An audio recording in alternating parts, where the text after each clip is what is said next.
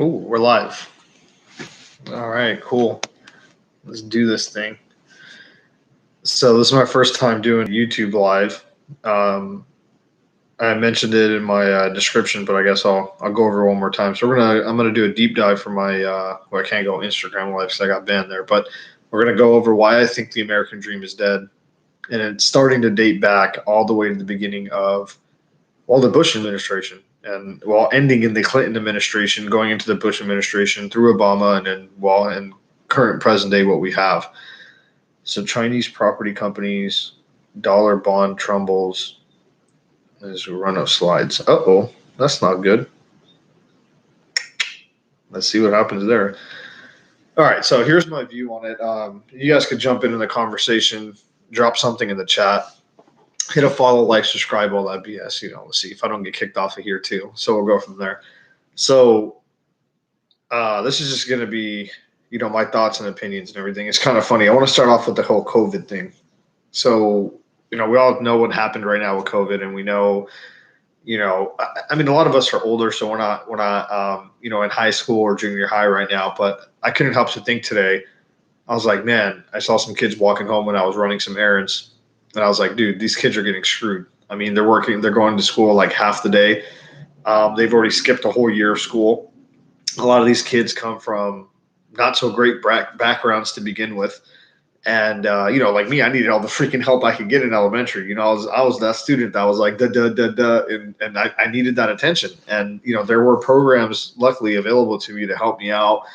And obviously, I didn't quit, and I had parents that didn't quit on me, and I just kept going, and then things turned out okay. But for some of those other kids that aren't as or don't have that benefit, they are kind of getting screwed in this system, and they're just getting pushed along. So I want to start off with that whole pushed along thing under the Bush administration. This has nothing to do with red or blue or whatever. This is just the overall policy of this whole country, of all politicians in bed, not looking out for our best interest, but looking out for, I don't know, I guess their own pockets. I don't know what the decision making was at the time, but with with COVID, you're sent home, and you're kind of pushed through. Well, they started under the Bush administration under No Child Left Behind, which I think was BS, and this roots off into a bunch of other problems that we've had. So now you got this policy. There's like no child left behind. We're gonna just push this person forward. Then you make policies in place where you let everybody get a GED. Oh, you show up, here's a GED. Oh, you can't pass the standardized test? Standardized tests are racist anyway. So here's a piece of paper. Oh, you couldn't pass English? Well, let's make another class that's an English equivalent. Oh, you get a GED. Well, now everybody should go to school, right? Everybody should. Oh, it doesn't matter who you are. Everybody needs college. That's bullshit. Not everybody, but that was the narrative that was. Oh, you need college. You want to have a good job?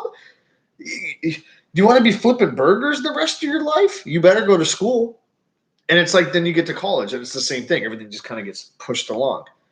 And junior college, regular college. And then you get to the real world, and they're like, we don't give a shit what that piece of paper says. Like, do you know how to flip a burger?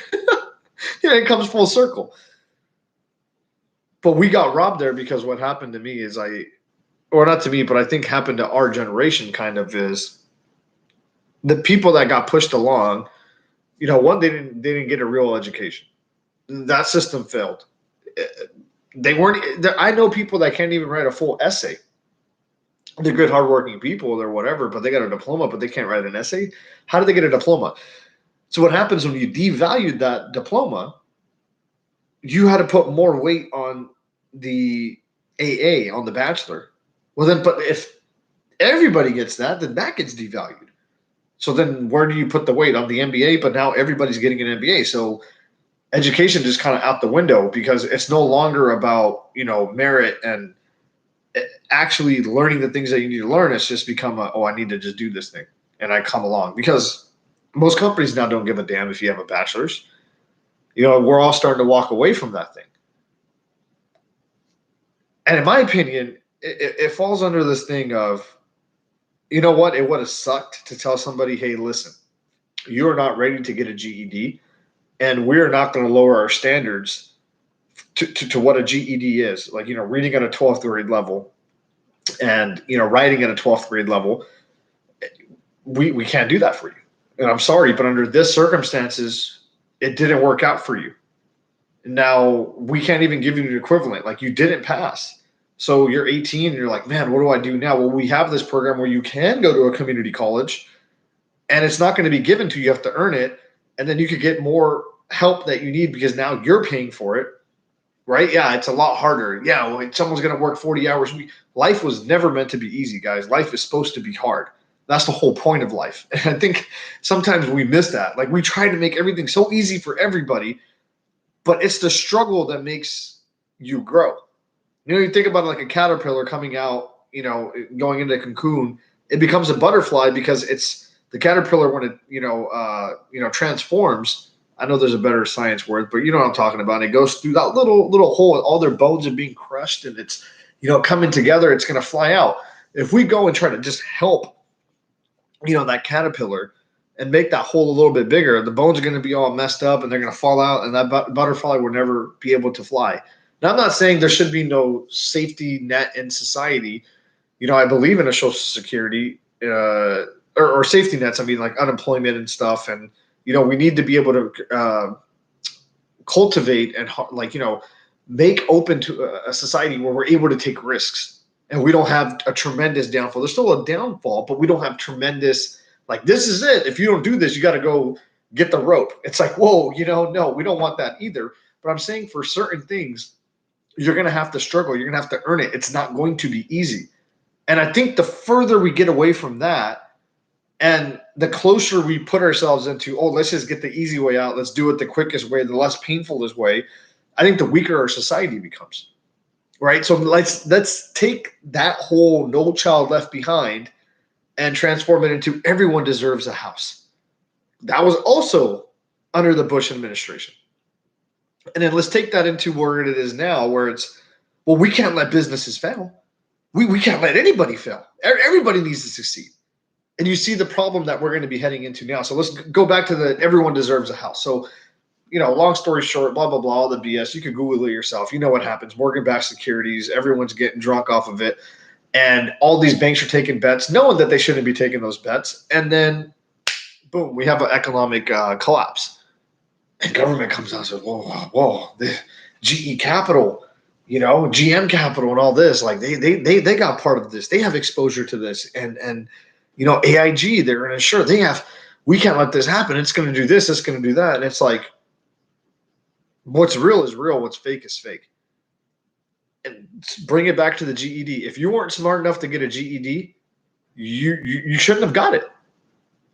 And if you were dumb with your money, if you're a major corporation and you were dumb with your money, you should lose it. There's no way around it, because the way capital should work is capital is just a division of time. And if this company has proven that they're idiotic and they're greedy and they did the bad things in society in the sense of like our gambled with their future, they are not good shepherds of capital. They're not good managers of our time. So they shouldn't continue to live and get to control our time. That should go back into the public markets. And then the markets will find its natural way of flowing the way it needs to go. The capital will eventually go to the person that will manage time equal again. And let me just take a step back to break that down so you understand what I'm trying to say here. You get paid for your time.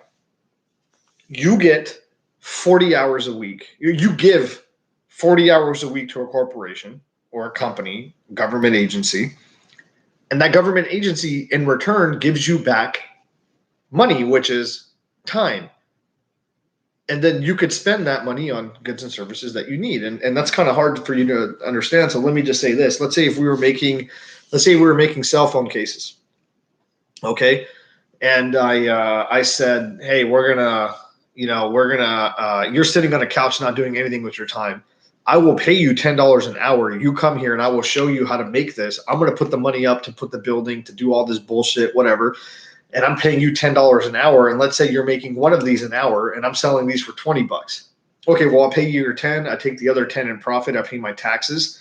And then I pay the building costs and the depreciation, the marketing, And then I keep the $4. That's my money. I was a good steward of capital. I used it correctly. Now, if I take that $4 or, if I don't pay my bills and I take that money and I go take bets on the stock market or I go gamble it away, that means I was a bad manager of capital and also a bad manager of time, because now I've wasted this person's time because I've destroyed this business in a sense, right? So someone else should be able to come along and say, I know where this person messed up. I could do it better. And therefore the economy would grow in a natural, progression. So what happened is the people that did the right thing from, let's forget about the GED thing. The people that did the right thing from like the 2002 to 2004 to around the 2007 time, those 3 years, right before everything went bloop, they realized, hey, these houses are going up. This is insane. My cousin, my aunt, my uncle, my friend, he just bought a brand new house for $350,000 and his payment, is like 2 G's, but him and his wife only make 3 G's. So, and they got 2 new cars that are $1,000 in total. So $1,000 there, $2,000 for the house. They only make 3. How are they getting food? That doesn't make any sense. And then for them, they're like, hey, I'm only making, let's just say $3,000 as a family. I can't afford this house. So I'm going to continue to rent. I'm going to continue to live in the older house that I live in. And I'm going to live in my means. And excess capital that I have, I'm going to do what I've been told to do since day one, which is, hey, you out of your income, you save some income, you save more than you spend, and then you get an opportunity to invest and you take your chance, and that's how you move up. So what happened is we came out as a government and said, oh, no. Just like how nobody could not get a GED, no big companies could fail. Nobody could fail. We started printing money like crazy. We saved the billionaires. The billionaires should have been iced. They should have been taken out. That would have divided out the resources. That would have. It would have allowed for stocks to be dirt cheap again, right? It would have allowed for everything to be cheap again. It would have allowed for people like me and you or our families who are responsible, who saved money. Money would mean something because the government says we're not printing it. Not the government. The Fed would say we're not printing it. This whole mess was brought on by the government by saying give everybody a home. We're coming in with Glass-Steagall, we're cleaning this up. We're making sure banks' balance sheets are assured. But you guys are screwed. You guys made bad decisions. And if they were going to bail it out, they should have bailed out the people directly and said, if you took a home loan out, we will give you a 40-year fixed mortgage at 2% on your home so you could keep your home. But they didn't do that. They rewarded the rich. Only the rich got richer. We still went through the same shit. People that were going to lose jobs still lost jobs. It was just the rich people that were fucking fine. That was it. And that's when the dream started to become robbed from us. Same thing happened over and over. You saw these cycles, and the government just continues to print and print and print and print. And now we're in this environment where we're at today where who the hell knows where this thing stops? Who knows? It's, Buffett said it the best in his annual meeting before all this, happened, all the COVID and all that happened. He's like, if there was another society that would have, if there was another society that would have figured out a way to print money and there'd be no consequences and they can make everybody rich. And we've been around for thousands and thousands of years. Money's been invented for thousands of years. You don't think another society would have figured that out by now? There's a reason why what's happening is not good. There's a reason why you can't just continue to print forever, right? Like there's going to be consequences to this. And this goes back to tying it all back up. It goes back to the beginning about, not holding anybody responsible for, being able to just get a GED and just letting anyone get a house, regardless of the fact if you could afford it or not. And then us just bailing out these billionaires, not holding them responsible. We're devaluing our currency, right? So then the people that are doing the right things in life, that are saving, that aren't going to college, right? That's a whole nother thing. The people that didn't go to college, that said, you know what, I'm going to go be a plumber.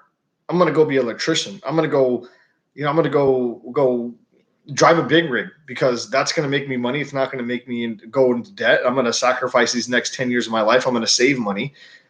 We're going to punish those people and we're going to let the rich get rich, and we're going to let the college kids get bailed out. Which, here's the funny stat about college kids, guys. Like, if you go look through the numbers, the majority of the debt that is in the hundreds and thousands of dollars, it's not really the person that went and got a lesbian dance theory freaking degree. No, it's a person who is going to make hundreds and thousands of dollars down the road. It's the dentists, it's the doctors, it's the lawyers. And they're usually, most of them are coming from pretty decent families. And so they can afford it. They have a way out of it, and it's like that whole discussion is a whole nother mess because we let government get involved. And that's why we had these bloated prices, because if I owned a college and I had, someone say, oh, we're going to pay you a blank check, no matter what, the government's going to back it. So charge whatever you want. And you got a naive population who was pressured, from their parents and everybody else, God knows who else in their society says they have to go there and they're going to pay the check. Why wouldn't I charge whatever? Here's another thing. If you want to talk about the student loan thing, why don't you take away money from the colleges? If they're the ones that ripped it off and, they are criminal for what they're charging, why not take out some of their endowments? What the hell do they need billions of dollars for? Take out all the money from the endowments, return it to the government, return it to the people, all private institutions, everything. And first things first is pay off all the debts. And then whatever's left over, say, okay, you're going to get the money back from the grants. And guess what? We're not backing nothing anymore. You start over from ground zero. They won't do that, though. And so you quickly realize everything is a money grab.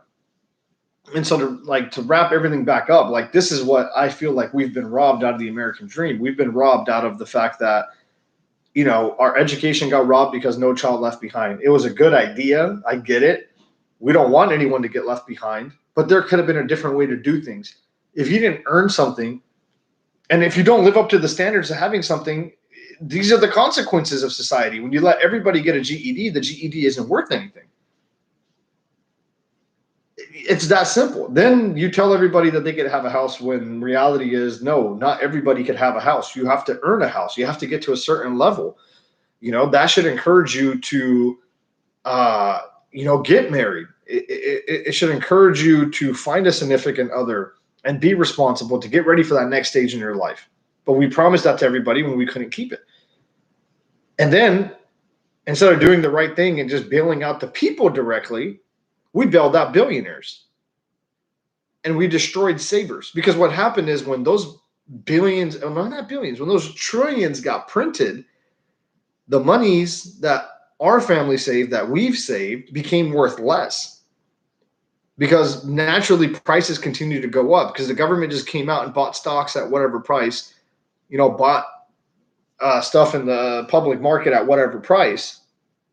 And therefore the value of our cash was worth less. It became funny money. And we're doing it now. And all these steps that have happened clearly have destroyed the American dream in my eyes.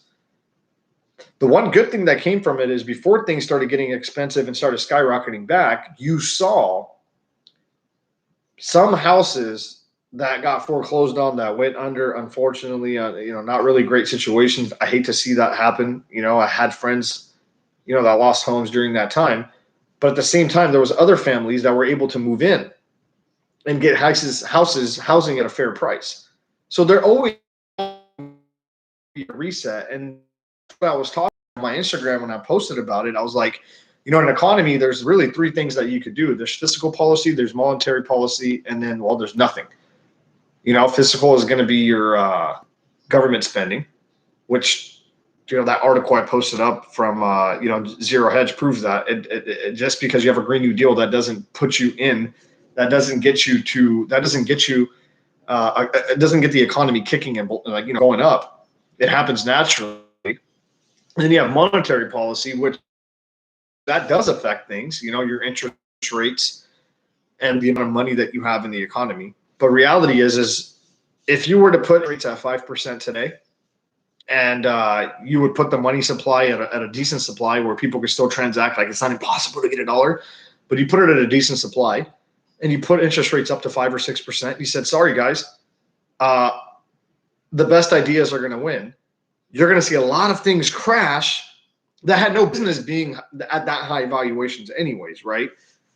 A lot of these companies that are surviving now in tech that literally should not be that high, that are that high, would go obsolete because, you can't take that dumb risk anymore. You have to take a surefire risk, like as surefire as it gets, right?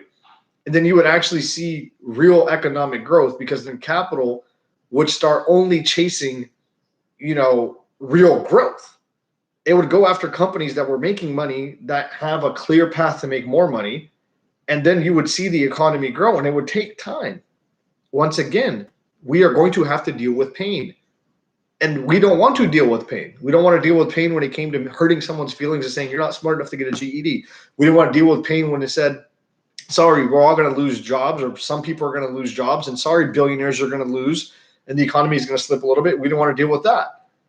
And now we're in a situation where we need to raise interest rates, where we need to come back to somewhat of a reality before the dollar blows up, and we don't want to deal with it again.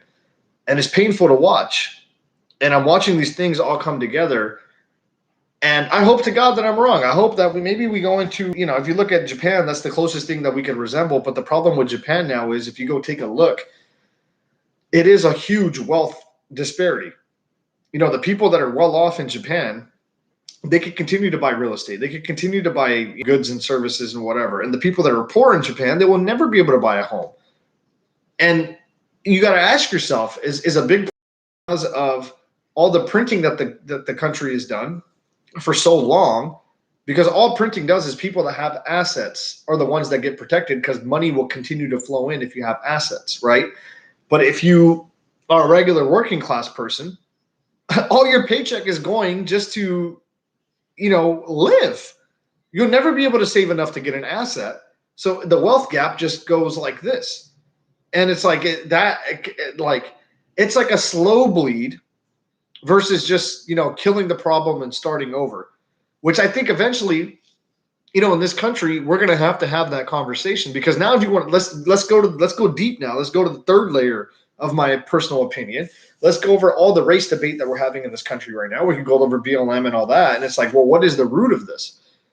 And my thing is, the root is money. And it doesn't take a genius to realize that, whether BLM is trying to shift the way capital is flowing. They're actually asking for reparations. They're asking for money. And, it's like everybody wants a piece. Everybody wants a piece of the pie. It just doesn't work out that way, because when you don't have a chance for people down here to slowly move up, then of course they're going to say, screw it, let's destroy the system, right? Like, who wouldn't? The system isn't working for me anymore. The hell with it.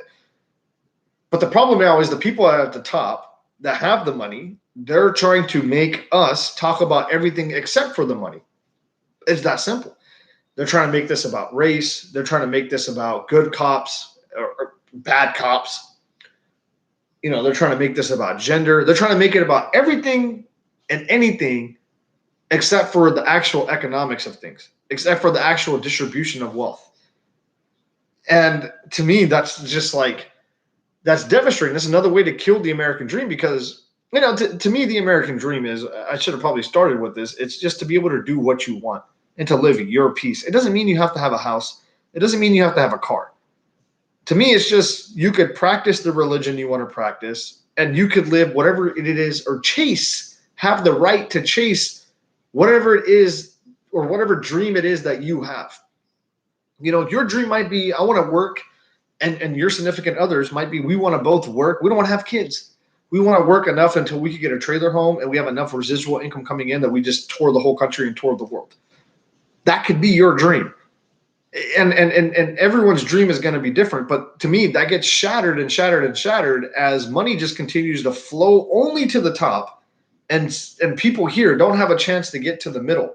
I'm not saying, and up here is like having jets and all that crap and all that. And that'd be great to have. Who wouldn't want a yacht and a jet, But we don't need all that. We need to just have some type of stability.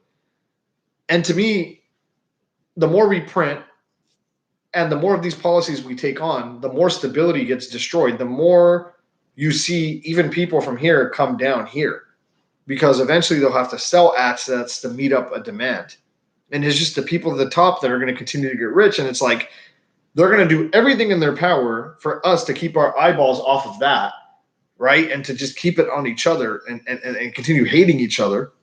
Legalize drugs. Go ahead. Marijuana, shrooms. Go ahead. Everyone get high. Forget about the real problems in life. Go ahead and gamble. Let's make gambling legal and tell hey, everyone have a great time. Don't worry about the real problems here. Don't worry about how, the nuclear family is being destroyed and how a man is going to be emasculated because he can't provide for the family and he feels like a freaking loser. And then that leads to conflicts at home and it leads to destruction of the family. It leads to the opioid epidemic and it leads to somebody ODing. Don't worry about that.